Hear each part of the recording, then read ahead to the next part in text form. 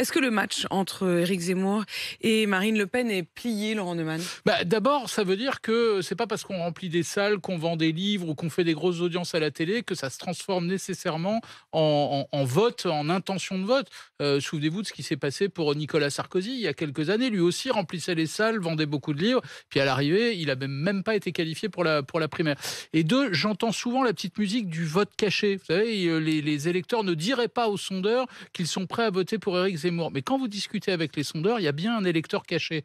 Mais c'est pas pour Éric Zemmour, c'est celui qui s'abstient. Les sondeurs ont un mal de chien à faire dire aux sondés qu'ils ne vont pas aller voter et du coup à calculer le niveau exact de l'abstention. Or, cette abstention, comme elle concerne essentiellement l'électorat populaire, ça pourrait nuire à Marine Le Pen. C'est ce qui fait dire à Éric Zemmour que le match n'est pas encore plié malgré les résultats. Emmanuel Le Chip.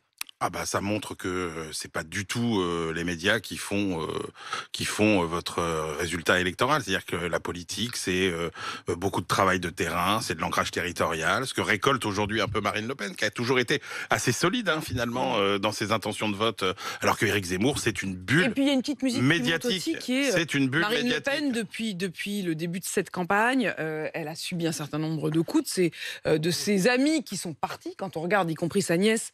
Et du coup, elle a une image aujourd'hui un peu de résiliente.